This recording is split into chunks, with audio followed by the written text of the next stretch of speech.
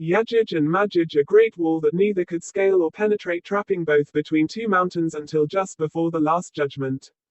The mysteries of Yajuj and Majuj. In the vast world of Islamic beliefs about the end of times, the stories of Yajuj and Majuj are especially intriguing, dives into the ancient tales surrounding these mysterious tribes. It explores their origins.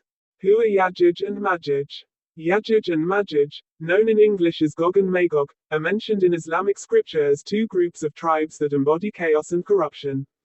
They are referenced in the Quran and Hadith and have significant roles in Islamic eschatology, which is the study of the end of the world from a religious perspective. According to Islam, Yajuj and Majuj are defined as barbaric tribes who wreak havoc, spread corruption, and pose a large danger to humanity. Their mention is typically linked with the narrative of Zul-Qarnain, a righteous ruler and a figure referred to in the Quran. Zul-Qarnain is stated to have constructed a large barrier with iron and copper to confine Yajuj and Majuj, stopping them from escaping and inflicting good-sized destruction on earth. This barrier is ordained with the aid of God to keep them until their predestined emergence near the time of the Day of Judgment. Their eventual release from this barrier is one of the major signs of the approaching Day of Judgment, a time when they will surge forth in overwhelming numbers, spreading mischief and irreversible damage across the world until they are supernaturally destroyed as part of God's divine plan. When will Yajuj and Majuj come? The appearance of Yajuj and Majuj is described as one of the major signs of the last day. Their emergence will follow a series of prophetic signs, including the coming of the Dajjal, the Antichrist, the descent of Isa, Jesus, from heaven, and a period of peace initiated by Isa's leadership. After this period of peace, it is said that Allah will inspire Yajuj and Majuj to break through the barrier that Zul-Qarnain built. The Quran describes this event briefly in Surah Al-Anbiya, chapter 21, verse 96. Until, when the dam of Yajuj and Majuj has been opened and they, from every elevation, descend. This verse indicates a sudden and overwhelming invasion by Yajuj and Majuj, spreading chaos and destruction across the earth until they are finally dealt with through divine intervention. The lack of specific temporal details about their appearance emphasizes the Islamic teaching that the exact timing of such events remains within the knowledge of God alone, and humans are encouraged to focus on the personal righteousness and readiness for all eventualities, rather than attempting to pinpoint the timing of end-time events. Where will Yajuj and Majuj come from? The specific geographical origin of Yajuj and Majuj is not clearly defined. However, they are generally believed to come from a northerly direction relative to the inhabited world known to the early Muslim community. The story involving Zul-Qarnain in the Quran, who built a massive barrier to contain Yajuj and Majuj, hints at a location between two mountains. These mountains were made of iron and copper, suggesting a region rich in these minerals, but the exact location is not detailed in the scriptures. The description focuses more on the characteristics of Yajuj and Majuj and the threat they pose rather than their exact geographic origin. Some Islamic scholars and historians have speculated about their origin based on the description of the barrier and other historical and geographical clues. These speculations have placed them in various regions, often in Central Asia or the Caucasus, areas historically known for their rugged terrains and strategic significance in ancient military history. Ultimately, the location from which Yajuj and Majuj will emerge remains ambiguous and is often interpreted symbolically in Islamic eschatology as representing a massive and overwhelming force of chaos that will break out from a remote or less known part of the world. The emphasis in Islamic teachings is more on the event's spiritual and moral implications rather than its geographical details. How many Yajuj and Majuj are there? Though their exact numbers are not detailed, they are described as being incredibly numerous, likened to a vast and overwhelming swarm that could dominate the entire earth. Are Yajuj and Majuj unseen? While currently unseen due to their supernatural containment, Yajuj and Majuj are not metaphysical beings. They are very much a part of the physical world, awaiting a predetermined time to emerge. Are Yajuj and Majuj human? Considered to be human beings. They are descended from Japheth ibn Nuh, Japheth son of Noah. This makes them descendants of Adam and Hawa. Yajuj and Majuj are indeed considered humans in Islamic teachings, specifically created with traits that predispose them to disrupt peace and propagate evil, serving as a test for humanity. Some later traditions expand the portrayal of Yajuj and Majuj, providing various descriptions of them. Some Yajuj and Majuj are as tall as cedars, others as wide as they are tall, and some completely covered by their ears. They will appear in large numbers in the northeast of the ancient world as portents of the end, then proceed south toward Israel, drinking up the waters of the Tigris and Euphrates rivers or the Sea of Galilee and killing everyone along the way.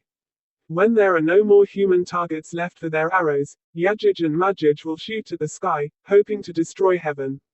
Then Allah will attack their necks with worms that will fill their ears and noses, thus killing them. Where will Yajuj and Majuj come from? The specific geographical origin of Yajuj and Majuj is not clearly defined. However, they are generally believed to come from a northerly direction relative to the inhabited world known to the early Muslim community. The story involving Zul-Qarnain in the Quran, who built a massive barrier to contain Yajuj and Majuj, hints at a location between two mountains.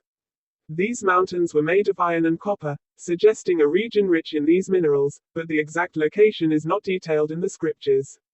The description focuses more on the characteristics of Yajuj and Majuj and the threat they pose rather than their exact geographic origin. Some Islamic scholars and historians have speculated about their origin based on the description of the barrier and other historical and geographical clues. These speculations have placed them in various regions, often in Central Asia or the Caucasus, areas historically known for their rugged terrains and strategic significance in ancient military history. Ultimately, the location from which Yajuj and Majuj will emerge remains ambiguous and is often interpreted symbolically in Islamic eschatology as representing a massive and overwhelming force of chaos that will break out from a remote or less known part of the world. The emphasis in Islamic teachings is more on the event's spiritual and moral implications rather than its geographical details.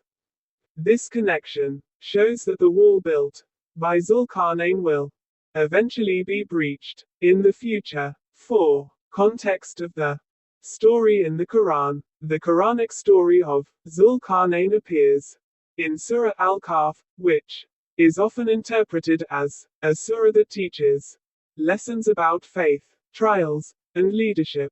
The surah contains several stories that illustrate how people respond to the challenges of life, such as the story of the people of the cave, Ashab al-Kahf, the story of the two gardens, the parable of greed, and the story of Musa, Moses, and Khidr. The lessons of knowledge and wisdom. Zul-Qarnain's story fits within this context by illustrating the qualities of a just and wise leader. His journeys and construction of the barrier represent the protection of the weak against evil forces, Yajuj and Majuj, and the surah emphasizes the importance of using power responsibly and in accordance with divine will. The surah also highlights the limited knowledge of humans and their dependence on God's guidance, a theme which is reinforced by the mysterious nature of Zul-Qarnain's identity. 5. Theories on Zul-Qarnain's identity and time period. While the Quran doesn't specify who Zul-Qarnain was, several theories have been proposed by scholars.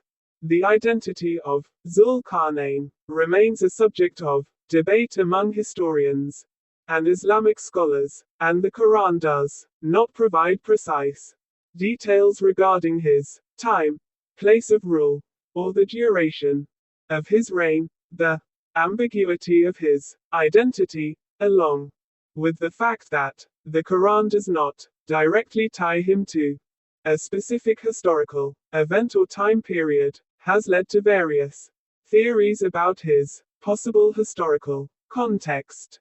Here are the main theories regarding the era and duration of his rule. Alexander the Great, 356–323 BCE. Some scholars, particularly early Islamic commentators, speculated that Zul-Qarnain might have been Alexander the Great, the famous Greek king. This theory is based on the description of his wide travels and vast empire. However, there are several reasons why many scholars reject this theory. Religious affiliation. Alexander the Great is not known to have been a monotheist. He worshipped gods of the ancient Greek pantheon. This conflicts with the portrayal of Zul-Qarnain in the Quran as a righteous, God-fearing leader, moral integrity. The Quran presents Zul-Qarnain as a just ruler who followed divine guidance, and there are no indications in historical accounts of Alexander's life that match this portrayal. As a result, while some early scholars thought Zul-Qarnain could have been Alexander, this theory is largely dismissed today due to the inconsistency with Islamic views of justice and monotheism. Cyrus the Great, 600–530 BCE. A more widely accepted theory is that Zul-Qarnain was Cyrus the Great, the founder of the Achaemenid Persian Empire. Here are some reasons why this theory is considered plausible. Just rule. Cyrus is historically recognized for his relatively just rule and his respect for various religions and cultures, which aligns with the Quranic description of Zul-Qarnain as a wise and just ruler. Geographical context. Cyrus the Great's empire extended across vast regions, including parts of the east, India, and the west, Anatolia, Greece, which could correspond to the Quranic mention of Zul-Qarnain traveling to the setting of the sun, west, and the rising of the sun, east. Historical accounts. Some historical accounts, including the Cyrus cylinder, an ancient Persian artifact, depicted Cyrus as a ruler who promoted peace and religious tolerance, further supporting the idea that he might be Zul-Qarnain, a different figure entirely. Some Islamic scholars propose that Zul-Qarnain was not a historical figure identified with any known leader but rather an individual whom Allah chose for this unique story in the Quran. This is the view of scholars who hold that the Quranic focus is more on the lessons to be learned from Zul-Qarnain's character, rather than on identifying him with a particular historical figure. This is consistent with the Quran's style of focusing on moral and spiritual lessons over historical details. Duration of Zul-Qarnain's rule. The Quran does not provide a specific duration for Zul-Qarnain's rule, but we can infer a few things: large territory and extensive